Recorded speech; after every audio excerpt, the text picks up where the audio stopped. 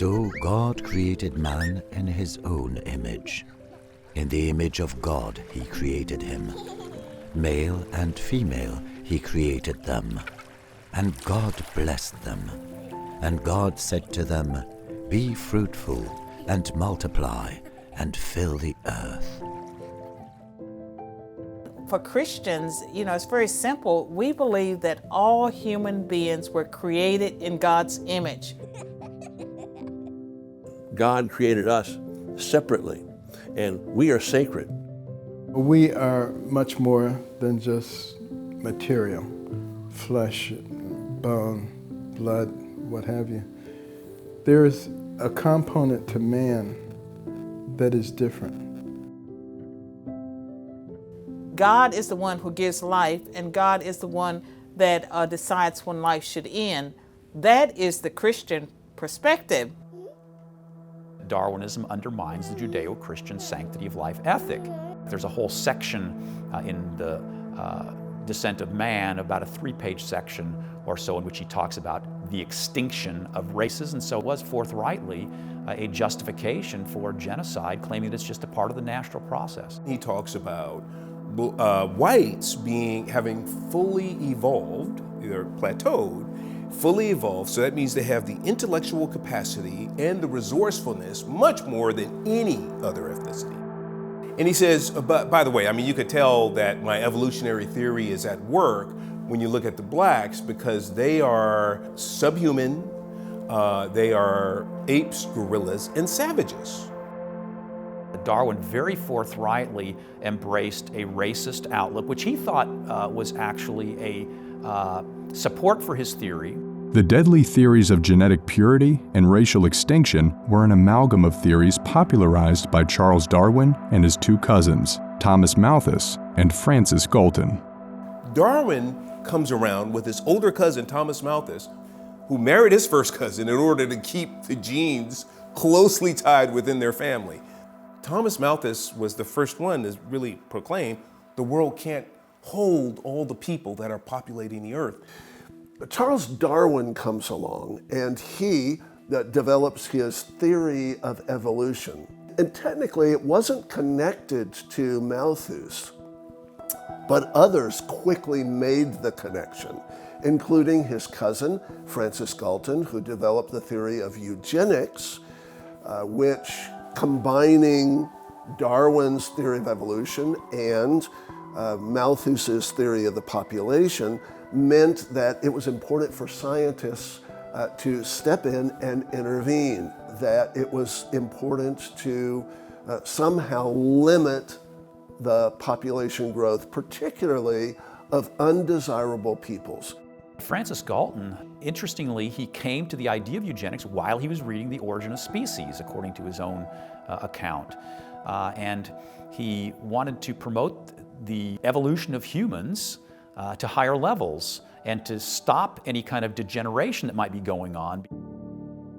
Margaret Sanger comes along at the beginning of the 20th century, and she realizes, tying into Malthus, Galton, and Darwin, it was important to limit the possibility of that human sexuality producing children. Therefore, birth control, abortion, the elimination of the unwanted races. In 1923, Margaret Sanger wrote in the New York Times, "Birth control means the release and cultivation of the better racial elements in our society and the gradual suppression, elimination, and eventual extirpation of defective stocks, those human weeds which threaten the blooming of the finest flowers of American civilization." So Margaret Sanger started this whole movement. She founded the Birth Control League that became Planned Parenthood during her lifetime. Margaret Sanger, she was a eugenicist. She advocated for mass sterilizations. In the 1921 International Eugenics Conference in New York City, they actually had a diagram that they put on postcards and posters and placards and other things. The saying over it is that eugenics is the self-direction of human evolution.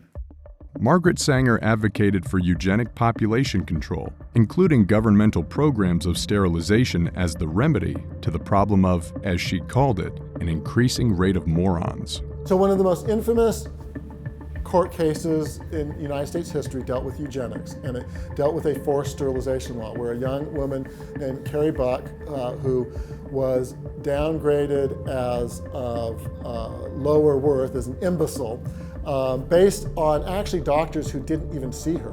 And by the way, she was not an imbecile, but the sterilization case went all the way up to the United States Supreme Court, where unfortunately she lost, in a case that still has never been overruled. Supreme Court Justice Oliver Wendell Holmes, writing for the 8-1 majority, said, "Society can prevent those who are manifestly unfit from continuing their kind. 3 generations of imbeciles are enough." In America, eugenics boards in 33 states oversaw the sterilization of at least 70,000 people between 1907 and 1977. Margaret Sanger launched the Negro Project through her Birth Control Federation, which later became Planned Parenthood. In her 1939 letter to Dr. Clarence J. Gamble, she wrote, "We don't want the word to go out that we want to exterminate the Negro population. And the minister is the man who can straighten out that idea." The reason why we have abortion as a part and parcel of eugenics is because of white supremacy. Even today, Planned Parenthood's clinics are disproportionately in poor neighborhoods. In Houston, my hometown, which it's a 7-story clinic, and it's at the convergence of 3 of the poorest neighborhoods in Houston, 2 African American and 1 Hispanic. Not only are 86% of all Planned Parenthood abortion facilities located in or near minority neighborhoods, but Black women account for 33.6% of all reported abortions, even though they represent less than 7% of the total population of the United States. For every 1,000 Black babies born alive, 386 are aborted. Blacks are being targeted by the abortion industry and its genocide. If you believed in a benevolent, sovereign, all-powerful creator and God, then you recognize, wait a minute, why are you saying that we have these race differences? There is no difference. There's one human race. We have God that says he is not a respecter of person, so why are we having this conversation? There's one blood and one race. There's only one human race.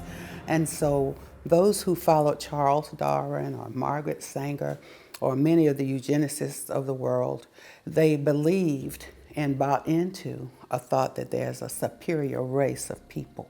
One of the things that every revolution must do is control the language. In every revolution that we have seen throughout history, the assault on the dictionary has almost always been as bitter and as fierce as the assault on the Bible.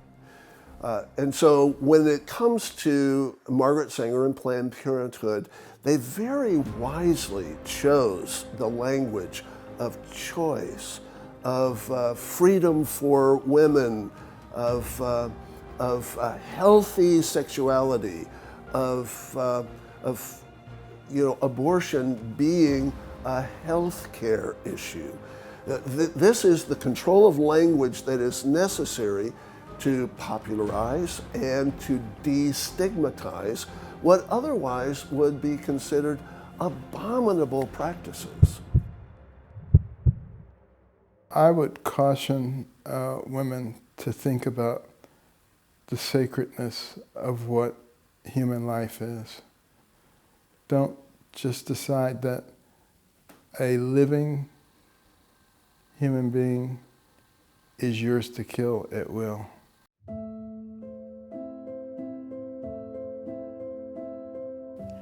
Prior to the early 1980s, I was a women's rights activist. I got married in the 1960s, had abortions and the birth of my first son in the 1970s, and I was on the soapbox. A woman has a right to choose what she does with her body, and that's true, she does, but the baby's not her body. I became born again in the 80s and became a champion and a voice for life. So, do we have responsibilities? Proverbs, the 24th chapter, 11th to 12th verse, it says, what about those people who are being drawn into death, those who are about to be slain? Do you have a responsibility? And it says, doesn't God who sees all knows whether, doesn't he know what you did? Those are pretty powerful words.